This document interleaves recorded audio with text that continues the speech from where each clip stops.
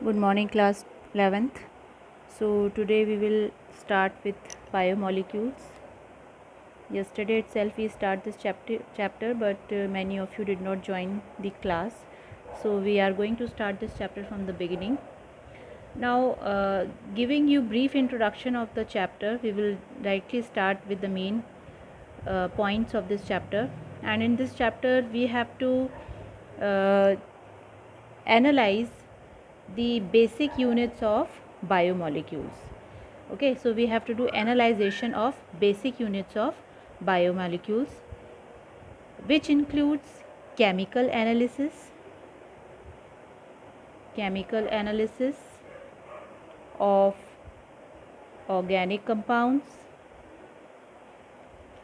bio micromolecules,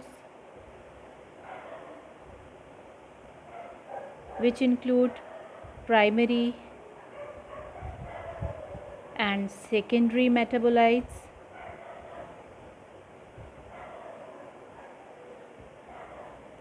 then after doing biomicromolecules we have to begin with biomacromolecules.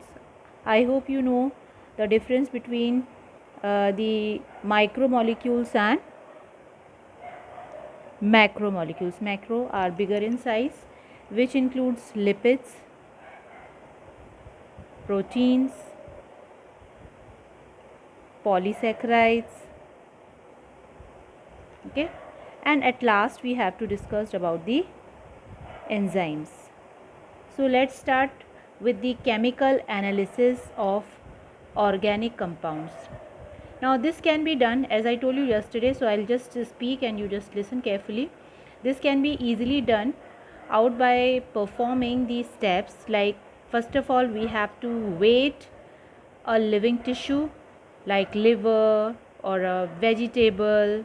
Okay, second thing, so first of all weight of living tissue, this is the basic step. Second thing, we have to grind this piece in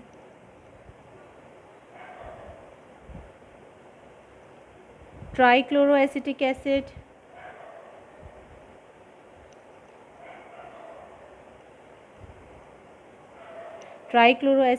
we have to grind this living tissue.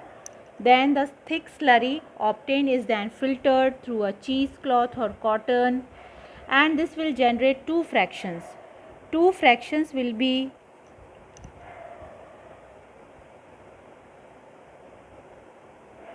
generated after filtration. First, filtrate or the acid soluble fraction,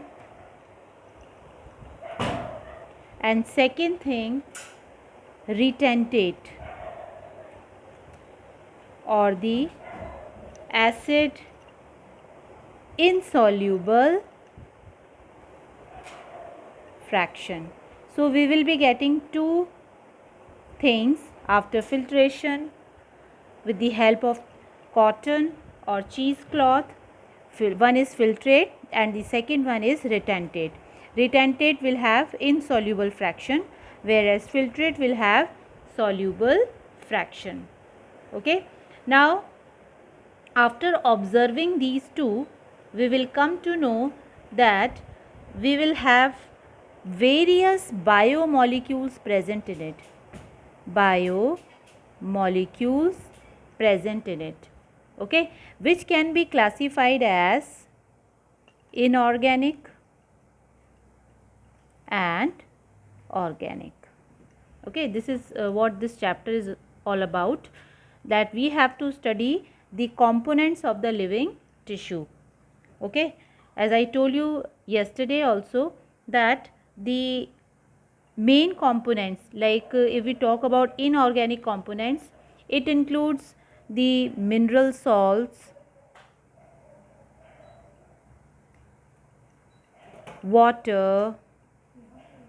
Okay, and organic substances include carbon, hydrogen, oxygen, Okay, so various things are present under the category of organic substances. So let's start with bio micromolecules. This is our second topic which I had already discussed with you yesterday. So bio micromolecules we will start with. Okay, so let's start bio micromolecules.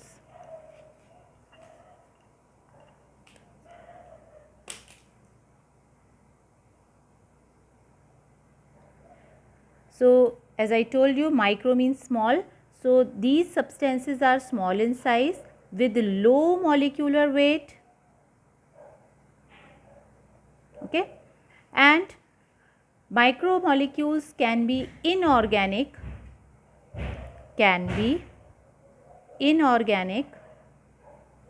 such as water,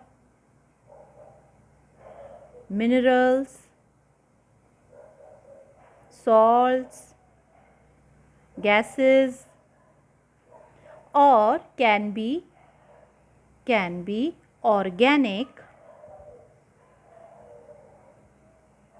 organic, which basically made up of carbon, which includes sugar, amino acids, nucleotides. We know our genetic material is composed of nucleotides, etc.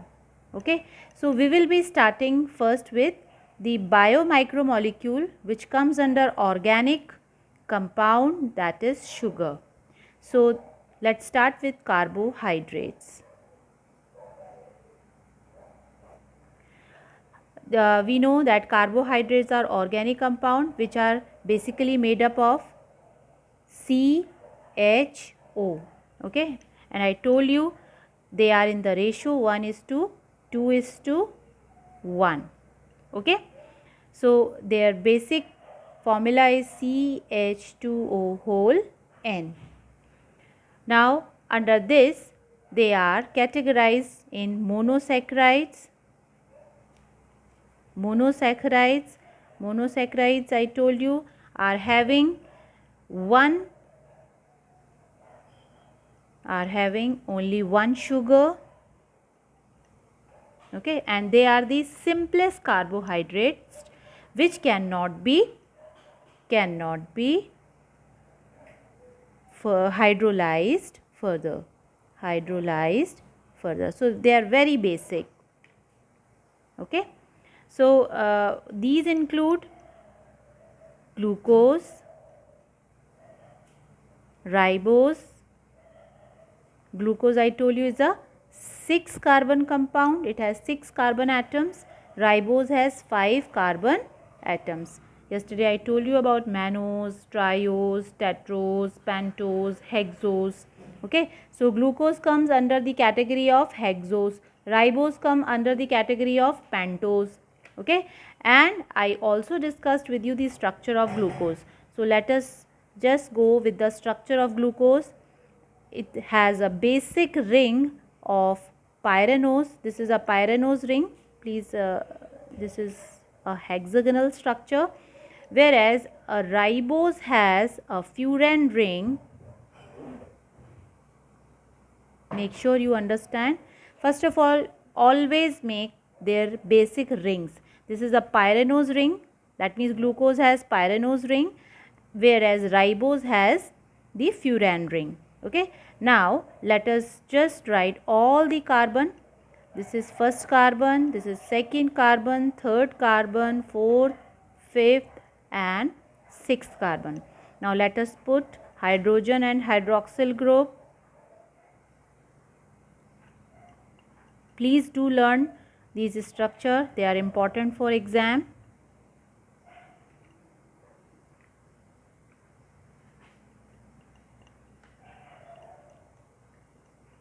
This is CH2OH. So this is our glucose structure. Okay, I hope 2 times you have seen it, so it might be in your mind now. This is first carbon, second carbon, third carbon, fourth carbon, fifth carbon and this is sixth carbon. Okay, so this is a glucose structure. Let us just go for ribose, which is a pentose sugar. I told you yesterday its formula C5, because it has 5 carbons, so just initially write 5 carbon. Then I told you hydrogen is twice of carbon, that means it will be 10, and oxygen is equal to number of carbon atoms, so it is also going to be 5. So this is ribose. Okay, they are very, very important structure for your exam. Now let us just move on to the number of carbon. This is first carbon, second, third, fourth and fifth carbon. Okay, let us put hydrogen and hydroxyl. This is HOH, this is HOH, this is HOH, and this is H. So children, just do remember that if you don't write carbon in the ring, that is well understood that this is representing carbon only. Okay, so you can directly show hydrogen and hydroxyl position, no issue.